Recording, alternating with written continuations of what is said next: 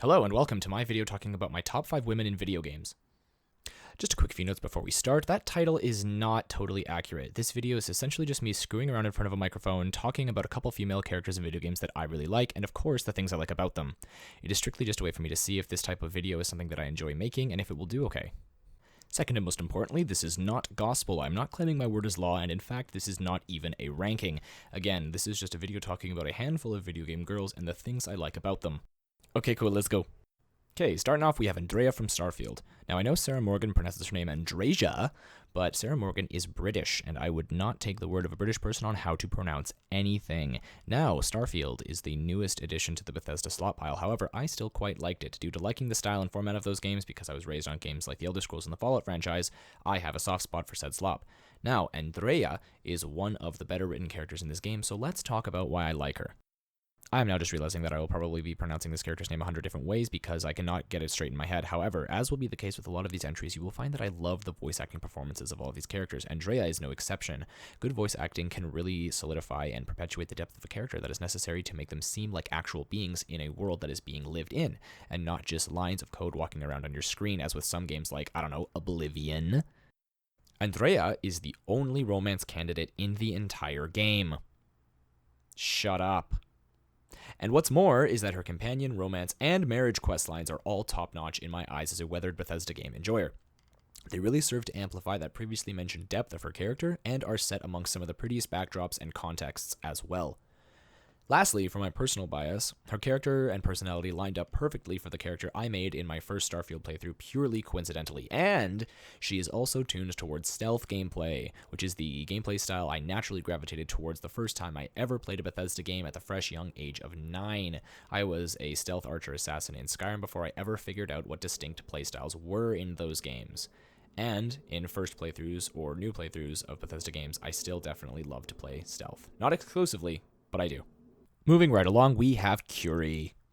Curie is a Miss Nanny robot from Fallout 4 who has potential to spark outrage on a list such as this by virtue of not really being a woman at all, or at least not in the absolute textbook definition of one. She is a robot. Now, does her personality matrix get uploaded into a fully functioning biomechanical entity resembling that of a human female who was once very real and very much so alive and not a robot? Yes. And she's a good character too, so I don't really care. It's my video, I make the rules, and I'm just here to talk about characters that I like. Now, you may be thinking, back-to-back Bethesda slop, and you would be absolutely correct. The reasoning for this is, as I said a little earlier on in this video, this is not a ranking, and in fact, these characters are on this list because they are more relevant to me based on the games that I've been playing recently and the games that have existed in my life for a very long time, and therefore have a greater impact on me and cause me to be more biased towards them. Now, in an RPG game like Fallout 4, the depth of NPCs you find really help to flesh out the world and cause you to have a greater opinion of the world, the game, and the writing as a result. Curie is absolutely one of those characters. Along with Andrea, she has a very, very fun companion quest that, of course, in Curie's case, leads her to becoming human in a sense.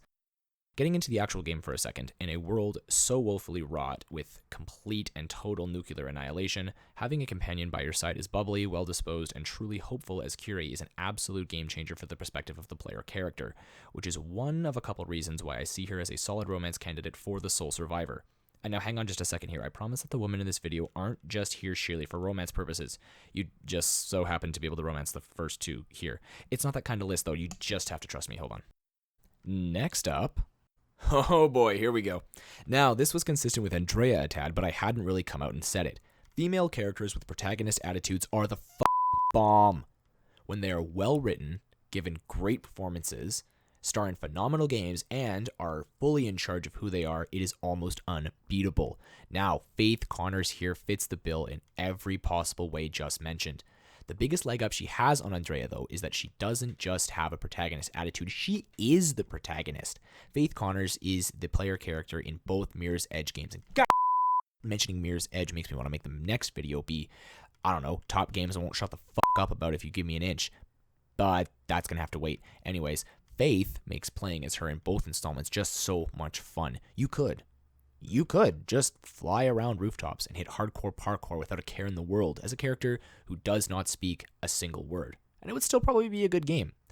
But Faith's character is just buttered into the game so smoothly without taking anything away from the games themselves, the player's enjoyment, the player's interactions with the game, the story, the music, anything. And in fact, Faith's very existence as the character that you play as makes the game better. It just makes both Mirror's Edge and Catalyst so infinitely fun. To sing more of Faith's praises, and notably say one of the things that has been on my mind this entire time, is that Faith is the perfect character for Mirror's Edge. She seems like she was built around the games, and the games seem like they were built around her at the same time. It's a crazy dynamic that is very apparent when playing either of the two games.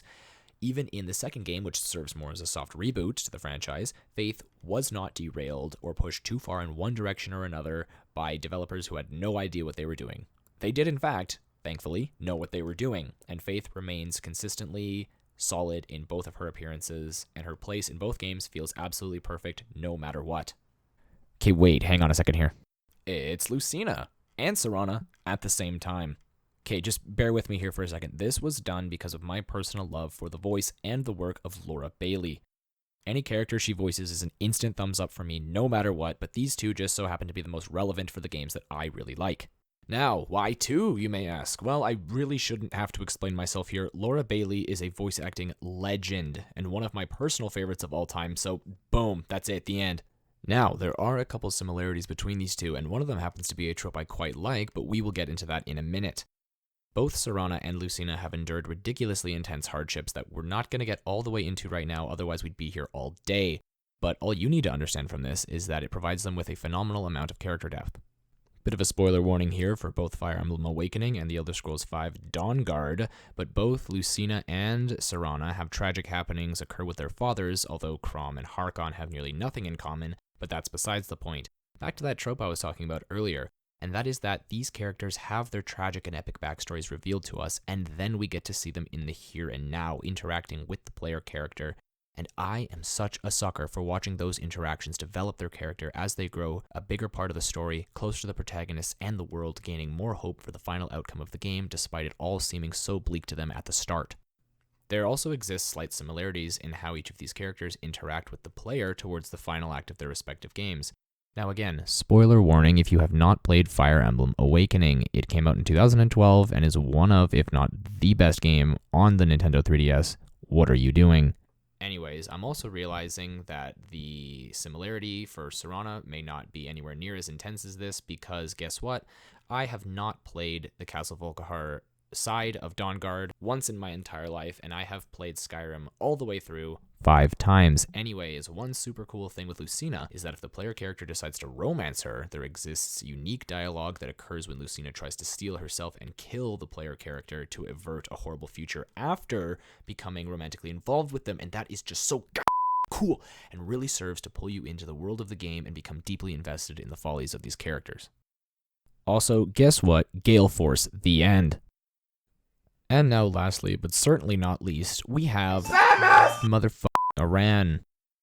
Now bring out the confetti, tune up the band, and strap yourselves in here because I have a lot of talking to do. Forgive me if I get caught up in lore dumping or whatever, but I do believe it serves to just exemplify how incredible Samus really is. Now you may be thinking, what can be said about this character that hasn't already been said? And to answer that question, I have no idea, but I am more than happy to keep dogpiling accolades onto her name like it's my day job, because Samus has got to be one of my favorite video game protagonists of all time. Now, I should like to get one fact out of the way right quick here, and that is that Samus Aran was my very first video game crush at the age of 5 when I played Super Smash Bros. Brawl for the very first time at my friend Benjamin's house. So, shouts out Ben. And then Samus became my main once I got my hands on the first Smash Bros. Game I ever personally owned, that being Smash 64, just a little under a year later. Now, I won't get too much more into that, just know that Samus rocks. She is the perfect strong female lead and has been for 38 years. And I am just a tad bit biased towards her, but for good reason. I am currently playing through Metroid Prime Remastered and watching videos about Metroid Dread, which I 100%ed when it came out. And all of that is serving to do is just to heighten my opinion of her as a protagonist and remind me to embrace how much I actually love the Metroid franchise. Now back to Samus herself though. She is a 6 foot, 3 inch, 200 pound superstar of a character. And while I know that there is discrepancy between the fans as to what her actual height and weight are, I just decided to forego all of that and state what I believe she clocks in at right here without her power suit. So in her power suit, that would put her at 6'7", and I don't even know where to start guessing on how much the power suit weighs, but you'll just have to use your imagination. Now, one last time here before we get into the real nitty-gritty of what makes her a really good character, I just want to acknowledge that I did indeed start this segment by describing her physically because I will admit freely that the big, strong, powerful 6'3" woman who is a complete badass intergalactic bounty hunter has handled herself perfectly across 11 missions that had a bunch more to do packed inside of them, like how there are 3 different main objectives in Dread despite it all being the one mission on ZDR, does things to my simple simian brain that I am not afraid to come to terms with. Now down to the brass tacks, as it were. Samus's missions have involved all the craziest shit, such as getting her family slaughtered and homeworld razed to the ground before her eyes by Ridley, becoming a subject of the mythical Chozo race, getting infused with their DNA, and being equipped with the power suit to become the most powerful being in the galaxy. Going the in on a one-woman mission to obliterate the space pirates that destroyed her family on Zebes, ganking that fucker Ridley in the process, and blowing up the rogue Chozo AI Mother Brain. Fucking off to do the entire Prime trilogy between that and Samus Returns while having a fantastic internal struggle against herself, Phazon corruption, and Dark Samus / the Metroid Prime, and Ridley again, but a robot this time. Coming back to make the entire concept of Metroids extinct all by her self, just because she felt like it, after dealing with all 3 Prime games, and maybe the 4th one, who knows. She shows a crucially important display of humanity, which is a lot more impactful when Prime 3 and Phazon corruption are factored in, when deciding to spare the baby Metroid. She runs it all the way back to Zebes because the space pirates decided to move back in during Samus's lengthy trip far away from that rock as she possibly could be, because the Federation and now Ridley again have stolen the baby. She blows it all to shit for real this time at the cost of the baby, oh well. Other M isn't real. And then she goes on a complete horror story of a trip to a space station and has to grapple with an evil, imitating, corrupting entity again in the form of SAX, which she does. And also Ridley is there again, as if the X knows to exploit her PTSD. Then she goes to a remote planet, all on the pretense of recovering some robots, but even we know that that was going to be more to it than that. She then gets tangled in the plot of the X again, the Emmys, and that Ravenbeak, who plots to use Samus's Metroid DNA that she'd needed to survive her initial infection by the X and Metroid fusion to create a clone army of the strongest Metroids, Samus. But oh no, guess what? The strongest Metroid, Samus, goes on an absolute tear and decimates that plan with her bare hands because she is the coolest, coldest, most capable hero I've seen in a long time when you consider everything that she has successfully done in her respective video game universe. All in all, Samus Aran is probably my favorite woman in video games, and you could probably say it's the recency bias, and you may be right, but I can't tell right now.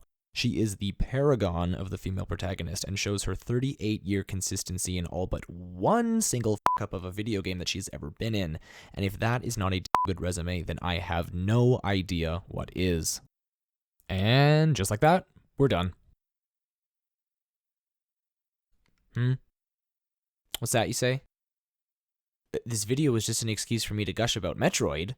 Well, that's positively preposterous and probably totally completely true. Hey, I said at the start that this video was completely experimental with no real form yet and was essentially just me talking about all the characters that I like. I just happen to really like Samus, that's all. Wink. Ah, yes, of course there had to be. Now, after subjecting you to listening to all of that, I believe some honorable mentions are in order here just because I kept thinking of other awesome characters that I really like besides the featured 6 during the making of this video. Also, another spoiler warning, so here we go.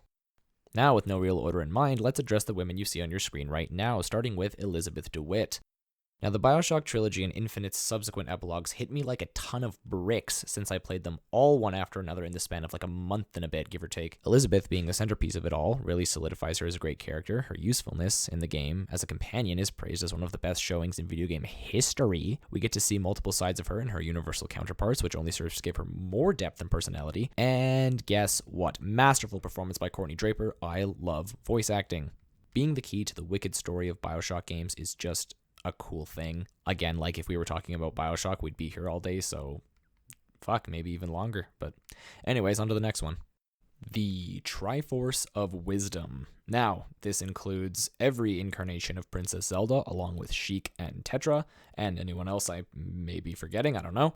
Being the goddess Hylia in human form, endlessly reincarnating to keep the universe in order is so cool.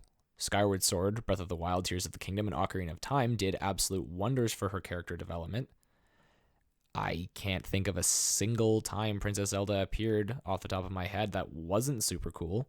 And I also find it rare to capture that unique royal charisma in a character and also tie it into a character with a mystical, godly aura and have it be the same character. It's almost like Zelda herself pioneered that. It's called The Legend of Zelda for a reason. Piper. Now, Piper's just on here because she was my most recent companion in the most recent Fallout 4 playthrough that I've done. Now, like Kiri, it's awesome to see a sharp, witty mind be friendly to the player and be so unwaveringly determined to make the world better for others and not just herself, despite the fact that it has literally been nuked to shit.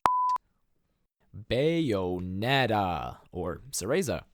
Like Samus, guess what? Big, strong, powerful girl who is endlessly charismatic and cool with a slightly more mysterious backstory than Samus. I know far less about her by virtue of only playing the first Bayonetta game, but by God was it a screamer. Good game. Play that one if you like. Bayonetta's cool.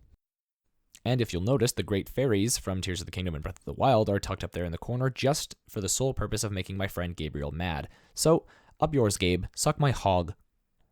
And now we're done, but for real this time. So thanks for watching. Feel free to let me know your favorites. I mean, I love discussing the intricacies of characters more so than what is just shown in the game or the movie or the show or whatever. Samus rocks. Don't know if I said that already. Wink. Go play Metroid Prime Remastered and Fire Emblem Awakening because they're great. Smash like, smash subscribe. Or don't. I mean, it doesn't really matter. I don't plan on making these consistently if I make them at all. Because I don't know how, and I'm very inexperienced. However, I just wanted to have fun making a video in the style of Electric Wind Girlfriend and his Pokemon PowerPoints, because watching a ton of those, which they're fantastic by the way, and playing Metroid Prime Remastered are what gave me the inspiration to make this video. So definitely check him out if it's just to see the format that I tried to emulate. Now this is fun because I get to go off the script a little bit. A lot of those slides were scripted, but a lot of them were also improvised, as I'm sure you're able to tell, because it probably didn't sound super scripted. Some of it did, some of it didn't. I don't know. Anyways, thanks for checking this out. It was a lot of fun to make, and I hope it was a lot of fun to watch. Just a silly little video about video game women. So yeah, we'll see you in the next one, if there is a next one. Take care.